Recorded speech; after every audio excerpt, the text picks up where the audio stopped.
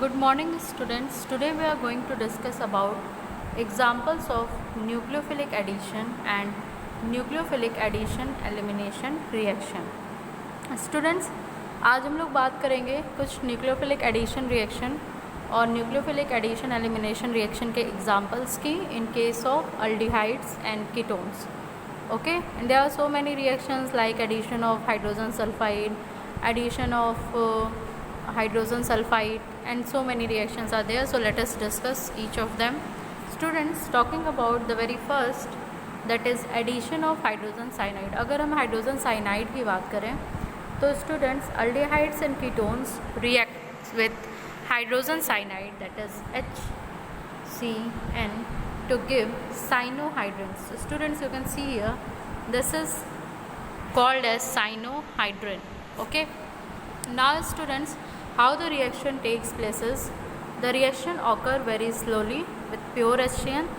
If we will take pure HCN, then it will take very slowly. So for this, what happens, it is catalyzed by a base and the generated cyanide, that is Cn minus ion, being a stronger nucleophile, readily adds to carbonyl compound to yield corresponding cyanohydrin. Student, basically there are two steps are going.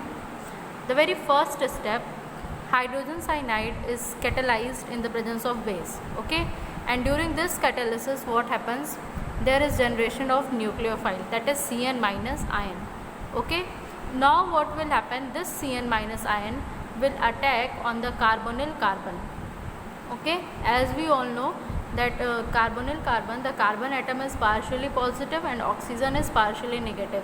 So Cn minus being nucleophile will attack to the electrophilic center. Cn minus जो कि nucleophile है, वो electrophilic center जो कि carbonyl carbon है उस पर attack करेगा. उसके बाद हमें एक इंटरमीडिएट मिलेगा जो फर्दर प्रोटोनेशन के बाद क्या बना देगा, cyanohydrin. Okay, so students, this is cyanohydrin, and aldehyde and ketones will react in same manner. aldehyde और ketone दोनों same manner में react करेंगे. Suppose students, here is R. Okay, that is we are taking the example of ketone. अगर यहाँ ketone हम react करा रहे हैं तो यहाँ पे भी हमारा जो structure होगा, यहाँ पे क्या आ जाएंगे, 2 R's. Okay, and suppose we are taking any aldehyde, suppose here is H, here is R.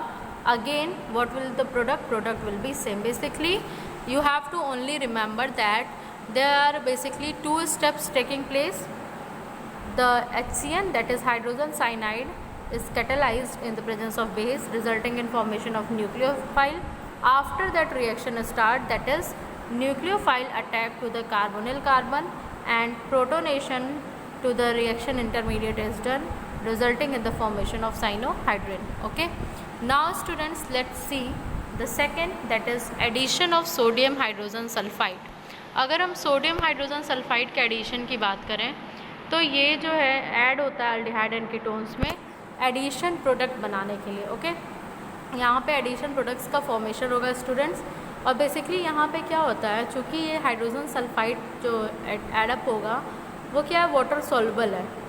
Okay, that's why it can be converted back to original carbonyl compound. इसको हम जो है ओरिजिनल कार्बोनिल कंपाउंड में convert कर सकते हैं जब हम इसको ट्रीट कराते हैं डाइल्यूट मिनरल एसिड या अल्कली के साथ. Okay, so therefore these are useful for separation and purification of aldehyde. तो अगर हमें अल्डिहाइड्स का सेपरेशन करना है या प्यूरिफिकेशन करना है तो हम इनका यूज़ कर सकते हैं. Okay students, let us see what is happening in the reaction. Reaction is very direct. What happens, the carbonyl compound, whether it is aldehyde, whether it is ketone, react with sodium hydrogen sulfide, and after that adduct is formed. You can see here. Okay, then what happens, this adduct in the presence of acidic medium, there is conversion of the adduct. Okay, basically क्या होता है, आप यहाँ देख सकते हैं, there is SO2H. okay, and here it is ONA. इन दोनों में क्या हो जाएगा, कन्वर्जन हो जाएगा. ओके, दैट इज़ ट्रांसफ़र हो जाएगा इन दोनों का आपस में. So here you can see here OS2Na will be there and this O negative will abstract the proton forming OH here. So this is what the addition of hydrogen sulfide, okay, to basically whatever you can take the example, you can take aldehyde, you can take ketone. So here we have taken ketone. हमने ketone का reaction इसके साथ perform कराया, तो हम देख रहे हैं हमने अल्डिहाइड का इसके साथ रिएक्शन कराया, तो हम देख रहे हैं हमारा फाइनल प्रोडक्ट क्या बन रहा है, ये जिसको हम क्या कहते हैं, addition product. This is the addition product. Now students let's talk about the third. अब हम थर्ड की बात करते हैं.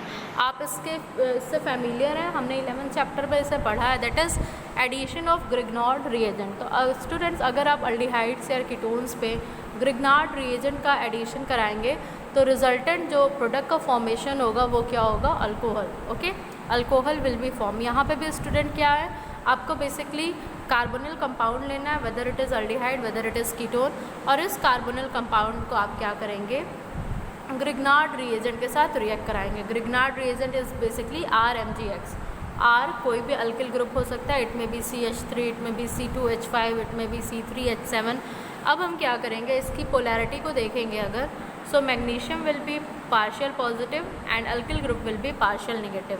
Okay, and in case of carbonyl compound you can see here oxygen is partial negative because it is more electronegative than carbon. अब यहाँ पे अगर हम देखते हैं कि इलेक्ट्रोफिलिक सेंटर कौन सा है, तो carbon is a electrophilic centre, और यहाँ पे जो ये अल्किल ग्रुप है it will pretend like nucleophile. ये किसकी तरह काम करेगा, न्यूक्लियोफाइल की तरह. तो ये जाके कार्बोनिल कार्बन पे अटैक करेगा और हमें एक एडक्ट मिलेगा. ओके, अब इस एडक्ट का जब हम हाइड्रोलिसिस कराते हैं तब हमें क्या मिल जाएगा, इस एडक्ट के यहाँ से हाइड्रोलिसिस होगी और हमें इधर H मिल जाएगा, इधर क्या मिल जाएगा, OH. So basically the product will be an alcohol, और साथ में हमें क्या कंपाउंड मिलेगा, MgOHX. Okay, basically the important one is the product that is alcohol. You can take any example, you can take like CH3 that is acetaldehyde. So alcohol will be basically, you can see here, this R will be of Grignard reagent and this will be of the acetaldehyde. Okay, so this is the way how the addition of Grignard reagent is done on ketones and aldehyde. Now let us see the fourth. अब हम fourth की बात करते हैं, that is addition of alcohol. Alcohol का addition कैसे होता है. सो स्टूडेंट्स अगर हम अल्कोहल के एडिशन की बात करें तो अल्डिहाइड्स में इनका सेपरेट एडिशन होता है, कीटोन्स में इनका डिफरेंट एडिशन होता है. मतलब अल्डिहाइड में ये डिफरेंटली एडअप होते हैं और कीटोन्स में ये डिफरेंटली एडअप होते हैं. So students you can see here, अगर हम अल्डिहाइड का किसी मोनोहाइड्रिक अल्कोहल के साथ HCl गैस के प्रेजेंस में रिएक्शन कराते हैं तो हमें एक एडक्ट मिलता है जो कि है हेमी एसिटल. ठीक है, एक इंटरमीडिएट हमें मिलेगा हेमी एसिटल. फिर इसी हेमी एसिटल का हम जब फर्दर अल्कोहलिक ग्रुप के साथ, बेसिक कंडीशन है कि ये मोनोहाइड्रिक अल्कोहल होने चाहिए, इनके साथ रिएक्शन कराते हैं एसिडिक मीडियम में, तो ये क्या देते हैं, acetal. So students here you have to remember this is called as acetal. Okay, ये क्या कहलाता है, एसिटल. और हम इसको ये भी कह सकते हैं gem dialkoxy compound. Okay, which further react with one molecule of alcohol to give a gem dialkoxy. So this position is called as gem. Okay, gem dialkoxy compound. Now students let's talk about the next one, that is how ketones react with the alcohol. ketones alcohol के साथ कैसे react करते हैं. So students talking about ketone, हम कोई भी ketone लेते हैं we will react it with glycol. ठीक है, हम इसको ग्लाइकॉल के साथ रिएक्ट कराएंगे. बेसिकली हमें जो फाइनल प्रोडक्ट मिलता है वो ग्लाइकॉल मिलता है. प्राइमरली हम रिएक्ट कराते हैं इथाइलिन ग्लाइकॉल के साथ. Okay, ethylene glycol is basically CH2OH OH. Okay, and student इसमें भी क्या होगा, हम इसमें HCl गैस पास करेंगे इन एसिडिक मीडियम, तब हमें जो फाइनल कंपाउंड मिलेगा वो क्या है, इथाइलिन ग्लाइकॉल कीटल. यहाँ पे हम इस ग्रुप को क्या नाम देंगे, इथाइलिन ग्लाइकॉल कीटल. इस लिंकेज की वजह से इसका नाम क्या हो जाता है, कीटल.